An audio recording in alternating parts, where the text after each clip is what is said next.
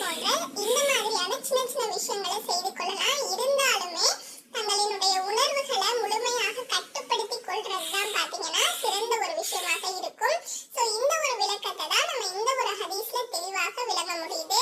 அடுத்து அபூதாவுத்ல இடம்பெறக்கூடிய ஒரு ஹதீஸ். இந்த ஒரு ஹதீஸ அபூ ஹுரைரா ரலியல்லாஹு அன்ஹு அவர்கள் அறிவிக்கிறாங்க. ஒரு நோன்பாளி நபிகள் நாயகம் ஸல்லல்லாஹு அலைஹி வஸல்லம் அவங்க கிட்ட கட்டி அணைப்பது பற்றி கேட்டாங்களா. அதற்கு நபி அவர்கள் அனுமதி அளிச்சாங்களா. இன்னொருத்தர் கேட்கும் போது நபி அவர்கள் அவருக்கு அனுமதி கொடுக்கலையா. நபி அவர்கள் அனுமதி கொடுத்த அந்த மனிதர் முதியவராகவும் நபி அவர்கள் அனுமதி கொடுக்காத அந்த மனிதர் இளைஞராகவும் இருந்தாங்களா. சோ இந்த ஒரு ஹதீஸின் அடிப்படையில பாத்தீங்கன்னா ரமலானுடைய மாதத்துல பகல் நேரத்துல நோன்பாளியாக இருக்கக்கூடிய ஒருத்தவங்க தன் மனைவி இடத்துல இல்ல ஒரு மனைவி தன் கணவன் இடத்துல முத்தமிடுதல், கட்டி அணைத்தல் இந்த மாதிரியான சின்ன சின்ன விஷயங்களை செய்வதற்கு நம் மார்க்கத்தின் அடிப்படையில அனுமதி இருக்கு. நபி அவர்கள் அதை செய்திருக்காங்க அப்படின்னா கூட முடிந்த அளவிற்கு இந்த விஷயங்களை நம்ம கட்டுப்படுத்தி வைத்துக் கொள்வதுதான் பாத்தீங்கன்னா சிறந்த ஒரு விஷயமாக இருக்கும். ஏன்னா இந்த ஒரு ஹதீஸ்ல பாருங்க, நபி அவர்கள் முதியவருக்கு அனுமதி கொடுத்திருக்காங்க, இளைஞருக்கு அனுமதி கொடுக்கல.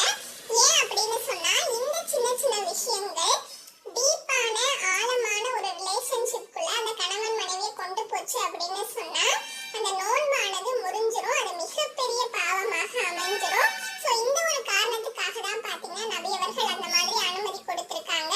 சோ இந்த ஒரு விஷயத்தை மனதில் வைத்து கணவன் மனைவியாக இருக்கக்கூடியவங்க இந்த ரமலானுடைய மாதத்துல முடிந்த அளவுக்கு தன்னுடைய உணர்வுகளை கட்டுப்படுத்தி சரியாக நடந்து கொள்ள வேண்டும் அப்படிங்கிறதுதான் இந்த ஒரு ஹதீஸ்ல நம்ம அறியக்கூடிய ஒரு தெளிவான விஷயமாக இருக்கு. அடுத்து இப்பதான் பாத்தீங்கன்னா மெயினான ஒரு விஷயம், மெயினான ஒரு கேள்விக்கே நம்ம வரோம். இந்த ரமலானுடைய மாதத்துல கணவன் மனைவியாக இருக்கக்கூடியவங்க ஒரு நோன்பாளியாக பகல் நேரத்துல இல்லற வாழ்க்கையில ஈடுபடலாமா? இந்த ஒரு கேள்விக்கான பதில திருமதியில இடம்பெறக்கூடிய ஒரு ஹதீஸ் தெளிவான விளக்கத்தை தரக்கூடியதாக இருக்கு. இந்த ஒரு ஹதீஸ்ல ஒரு மனிதர் நபிகள் நாயகம் ஸல்லல்லாஹு அலைஹி வஸல்லம் அவங்க கிட்ட போய் நான் அழிந்து விட்டேன் அப்படின்னு சொல்றாரு. உம்மை அழித்தது எது அப்படின்னு சொல்லி நபி அவர்கள் கேட்கிறாங்க. அதற்கு அந்த மனிதர் நான் நோன்பாளியாக பகல் நேரத்துல என் மனைவியோட இல்லற வாழ்க்கையில ஈடுபட்டேன் அப்படின்னு சொல்றாரு.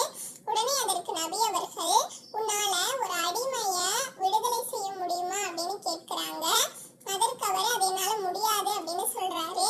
அடுத்து 2 மாதங்கள் தொடர்ந்து நோன்பு நொறுக்க முடியுமா அப்படின்னு நபி அவர்கள் கேட்கிறாங்க. அதற்கும் அந்த மனிதர் முடியாது அப்படின்னு சொல்றாரு. 60 ஏழைகளுக்கு உன்னால உணவளிக்க முடியுமா அப்படின்னு நபி அவர்கள் கேட்கிறாங்க. அதுவும் என்னால முடியாது அப்படின்னு சொல்லி அந்த மனிதர் சொல்றாரு.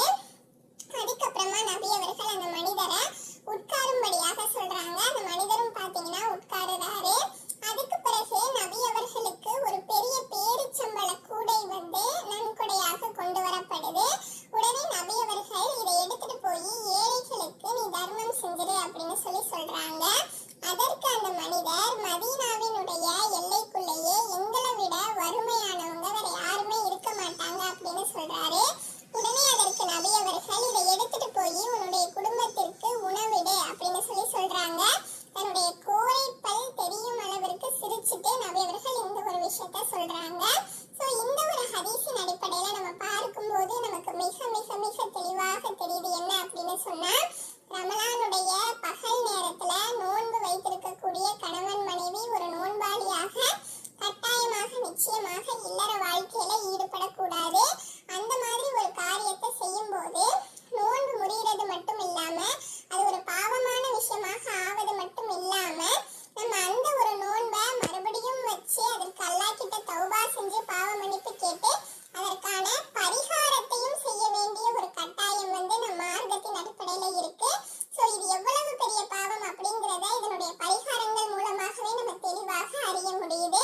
சோ கண்டிப்பா கணவன் மனைவியாக இருக்கக்கூடியவங்க இந்த ரமலானுடைய மாதத்துல நோன்பாளியாக இருக்கும்போது பகல் நேரத்துல இல்லற வாழ்க்கையில நிச்சயமாக ஈடுபடக்கூடாது அப்படிங்கிறதுதான் இதற்கான ஒரு தெளிவான விளக்கமாக இருக்கு. இன்னும் பாத்தீங்கன்னா கணவன் மனைவியாக இருக்கக்கூடியவங்க இந்த ரமலான்